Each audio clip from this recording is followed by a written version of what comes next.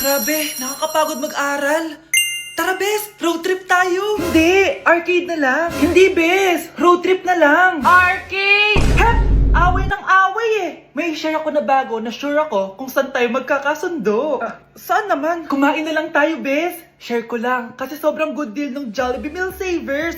Pang everyday go-to meal natin. Bakit? Ano meron? Mag-Jollibee Meal Savers tayo. Kasi nandito lahat ng faves natin. Lahat may drinks at kasamang rice or fries. 1-piece burger steak with double rice. 1-piece chicken joy with drinks. At 1 Jolly Spaghetti with fries and drinks. Kaya kahit araw-araw tayo kumain, Bes, busog sulit sarap. Our go-to meal. Ayan, yan yung gusto ko. Kinikrave ko yung burger steak with double rice. Makakatipid na, mabubusog pa tayo. Diba? Kapag cravings mo yung go-to mo, tapos wak sa araw-araw, sulit talaga. Kaya tara na, Bes, gutom na ako. Excited ka masyado. Libre mo ako next week, ha? Sige, Bes, go. Basta, Jollibee Meal Savers, ha? Go!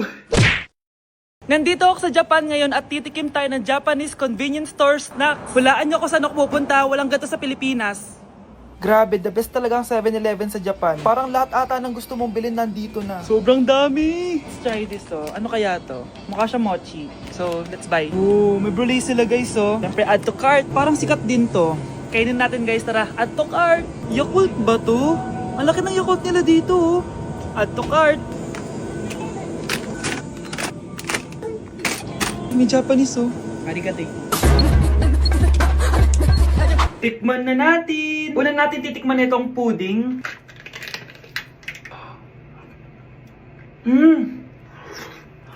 Lasa siyang lotion. Lasang lotion na! I'll give it 6 out of 10. Next, chips na lasang spinach pizza. Parang maanghang siya. Kalasa nga, guys. Sarap. 7 out of 10 to. Yung kamay. Sa mga drinks naman, so first, ito. Alam niyo yung sa Kmart, yung banana na lalagay ko dyan. Ganun yung lasa niya, pero hindi masyadong matamis. So, 7 out of 10. Favorite. Next, ito guys, super cute nito kaya kinuha ko. So, parang siyang mochi. Pero di ko alam kung ito. Wala kasi siyang English subtitle. Ang cute niya! Tapos amoy sabon. Alam mo yung Kojic, ganun. Ganun yung amoy niya. So, ito yung itsura niya. Candy ata to eh. Para kang gumunguya ng sabon. 3 out of 10 ka lang, be. Okay, next, itong Pringles na lasang chicken barbecue. Ba't may ganun? Amoy na natin. Amoy biryani. Actually, masarap siya. Alam mo yung biryani na chicken, ganun yung lasa niya pero Pringles. 7.5 out of 10 to. Next, itong Jollibee na parang sweet potato. Mana natin. Mukha talaga siyang fries. Ayan. Parang nanak malasahan sa lahat ng mga kinain ko. Masarap siya, pero wala siyang lasa. Go. Yan. 5 out of 10. Hindi ko siya bibilin ulit. Next is yung dessert natin, tong brulee. Brulee? Ayan, ayan yung tsura niya, guys. And alam ko, binabasag to. Yun, o. Ayan, oh, ayun, o. Ang tamis masyado. Tamis. Favorite niya to eh. Okay, last natin is yung Yakult. Lasang Yakult. Na mas marami lang. So yun lang naman. Kung gusto nyo ng part 2, mag-rate pa ako ng ibang Japanese food dito. So comment lang kayo sa baba. Ayun na! Bilisan mo! Hala, dugo ba yung pinampunas niya sa mukha niya? Anak, tignan mo to, oh! Ano yun, Nay? Anak! Ano yung nasa mukha mo? Dugo ba yan? Ginagaya mo ba yung pinupload ko? OA ka talaga, Nay. G2G peeling solution to. Gentle exfoliating to. Tinatanggal nito yung mga blackheads, whiteheads, tas nakakaliit din ng pores. 2 times a week ko to ginagamit, kaya instant glowing at smooth na yung texture ng skin ko. Ay, perfect yan, anak! Ang dami ko pa namang blackheads tapos ang laki pa ng mga pores ko. Charan! O ito, Nay, sa'yo na to, 199 pesos lang yan. Thank you, anak, ha! Huwag mo na ulit ako gugulatin ng ganun, ha? OA ka lang talaga, Nay. Anak, bilan mo ako ng tubig na sa 7-Eleven. Bilis na. 7-Eleven? Sige, Nay. Nay, alis na ako, Ba't may dalang maleta yun? Ano naman trip ng babaeng to? Manonood na nga lang ako. Wow, ganito pala itsura ng airport. Ang ganda. Ganito pala feeling sumakay ng airplane. Ito ba yun? Yung 7-Eleven? Teka, anong oras na? Bakit di pa umuwi yung babaeng yun? Ayan, ito yung pinapabili ni nanay. Tawagan ko na nga. Ay, hello, Nay. Ito na, nabili ko na yung pinapabili mo. Nasaan ka na, ha? 7-Eleven, di ba, Nay? Oo, 7-Eleven. Diyan lang sa may kanto. Ay, akala ko kahit sa 7-Eleven. Ha? Nasaan ka ba? Sa Japan. Ha? Japan? Okay, class. Mag-a-announce ako ng scores. Scarlett, 20/20 ka. Yes, perfect. Pero -5 ka na kasi. Ganyan yung tsura mo. Ano? Cheska, 15/20 ka lang. Hala, hindi siya perfect. Pero dahil may face card ka, +5 ka sa akin, kaya perfect ka na. Akala ko din ako perfect eh. Face card never decline. Bakit may plus points yung pagiging face card ni Cheska? Tapos ako may minus? Porket ganito yung tsura ko? Pinagpuyatan ko yung exam na yan. Oops, may bitter dito. Hindi mo naman kasi magigets yun kasi wala ka nun. Hi ate, pabili ako ng kwek-kwek. Nakikita mo ba tong pila na to? Pumila ka! Ay, sorry. Sige, pipila ako. Ate, isa nga pong kwek-kwek. O eto be, libre na lang yun para sa'yo. Thank you ate, you're the best. Ano yun? Ako pinapila mo tapos si Cheska di na pumila. Hindi mo ba alam na VIP dito ang may face card? Bakit? Meron ka ba nun?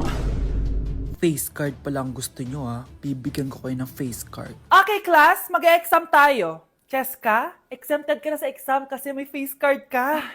Good luck guys ha, huwag niyo masyadong galingan. Ma'am, exempted din ba ako? Scarlett?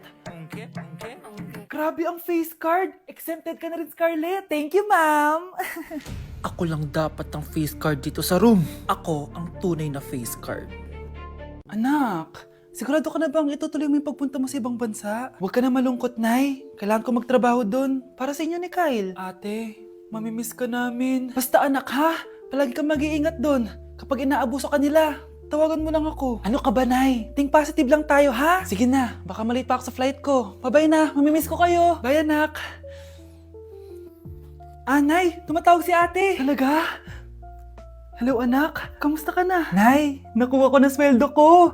Nagpadala pala ako sa inyo, ha? Kumain kayo sa labas. Salamat sa binigay mo, anak, ha? Okay ka lang ba?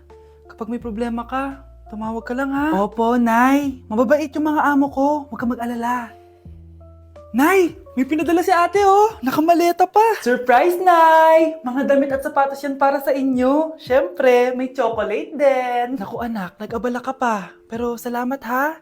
Sana inipon mo na lang yung pinanggas mo dito. Okay lang, Nay. Tinaasan nga nila yung sweldo ko kasi magaling daw ako maglinis ng bahay. Sige, anak. Galingan mo palalo, ha? Wow, ang daming laman! Bakit di sumasagot si Scarlett? Baka busy. Anak, tumawag na ba ate mo?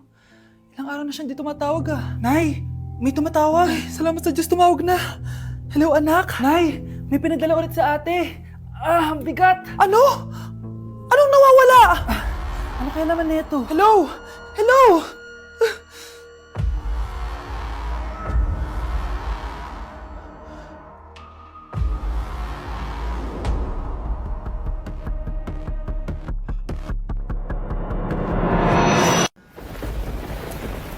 Class suspended na raw? Pero bakit nandito pa rin tayo? Yun, suspended! Pero nakakainis, bagsak ako. Dapat kasi kanina pa nag-suspend para di na ako bumagsak. Bakit ngayon pa?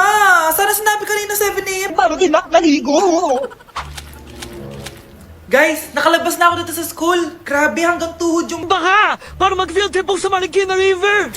basang-basa na ako dito sa jeep. Di ko na alam kung ulan to, luha ko, o trauma from today. Grabe, di pa ako makalabas dito sa building. Legit, may lifeguard ba sa gate 3? Dit sinata to eh! Grabe, ang lakas talaga. Magpapasundo na ako kay mama. Sana may signal pa siya sa bagyong to. Umulan ba? Ma, sunduin mo na ako dito. Isa lang po akong maliit na batang basa. Pagod na at walang payong. Hay nako, konting ulan lang, nagdadrama ka na. Sige, ipapadala ko si kuya. May payong yun. Thank you, Lord! Thank you, Mommy! Okay, class, settle down. Ibibigay ko na yung mga exam nyo. Okay, get one and pass. Ma'am, sorry I'm late. Class, anong sabi ko kapag late na dumating? Hindi po mag-e-exam. Tama! So, bawal ka na mag-exam, Scarlett.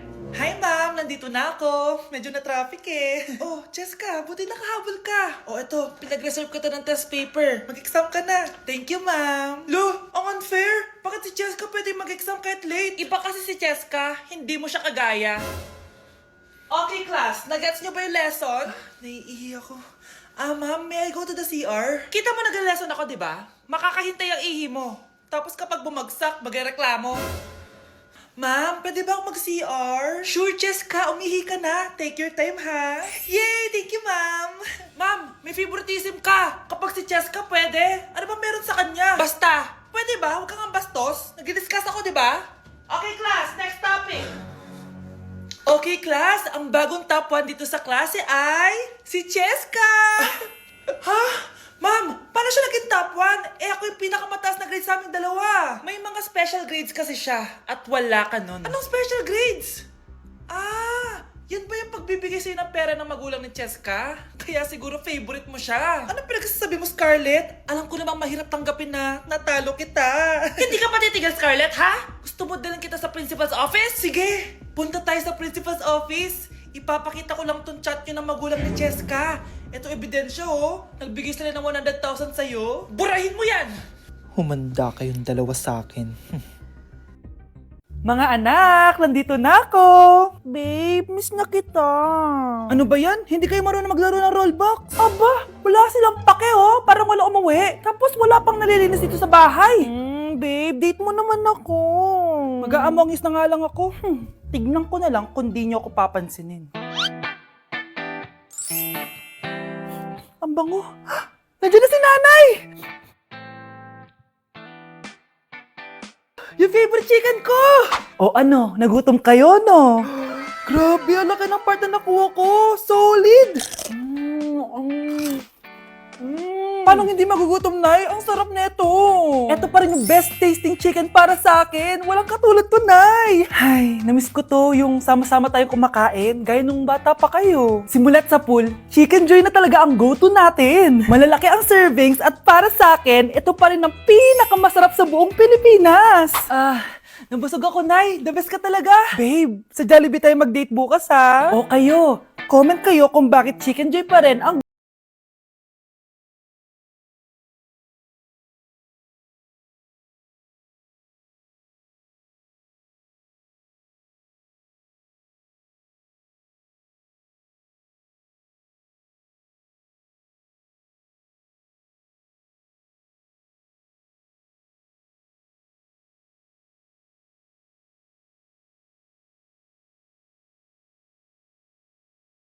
discuss ako. Makinig kayo sa akin, ha?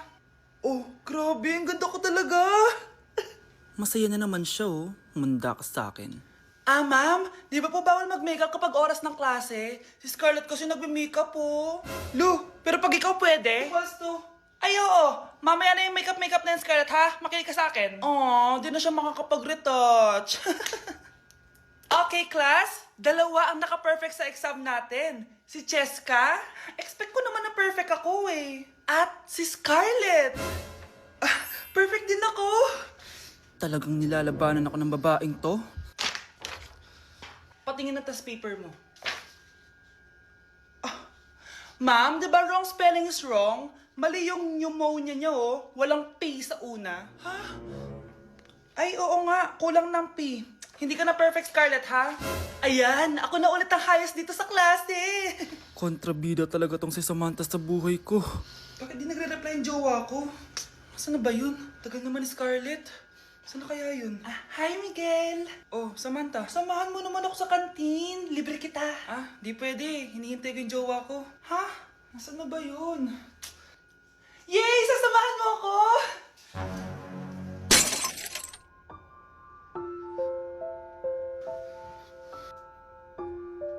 Ha? Wala naman ako sinabi! Scarlett? Mainis ka lang, dapat lang sa'yo. Lahat na lang kinukuha sa akin ni Samantha. Ibubunyag ko na yung sikreto ng pamilya niyo.